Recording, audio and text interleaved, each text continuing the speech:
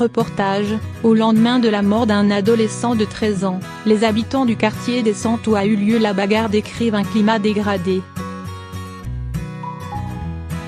En ce lundi matin ensoleillé, la rue des Sablons, au Lilas, Seine-Saint-Denis, est quasi déserte.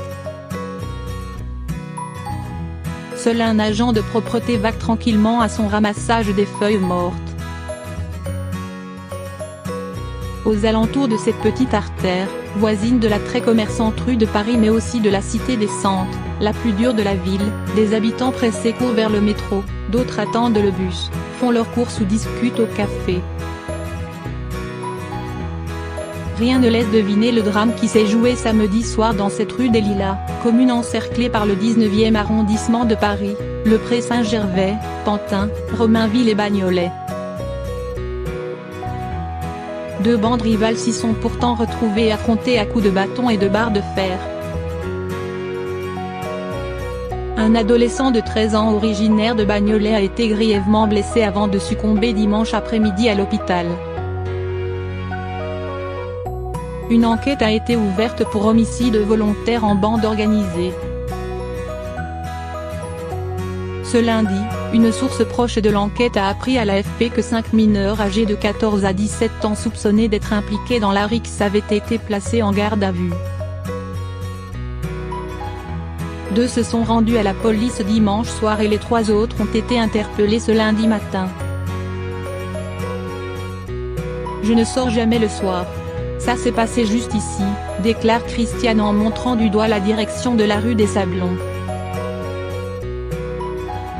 Celle qui habite au Lilas depuis 32 ans se dit choquée de la mort de l'adolescent.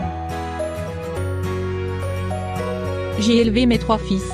Avant il n'y avait pas de problème, mais on fait face à de plus en plus de violence, on se sent de moins en moins en sécurité, soupire la retraitée, qui aurait bien voulu déménager, mais il faut trouver ailleurs, et pas trop cher. Un sentiment partagé par la plupart des Lilasiens croisés ce lundi. Résidente depuis 46 ans de la cité des Santes, un coin pas tranquille du tout, Liliane avoue ne jamais sortir le soir.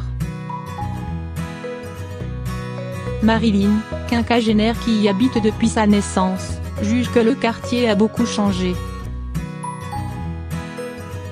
Il y a énormément de violence, alors qu'avant, ce n'était pas comme ça. C'est mon quartier, je l'aime malgré tout, mais c'est de pire en pire. Habitant lui aussi depuis toujours au centre, Paul est le plus remonté. Par rapport à la moyenne du 93, c'est plutôt calme, mais ça fait 20 ans que ça se dégrade.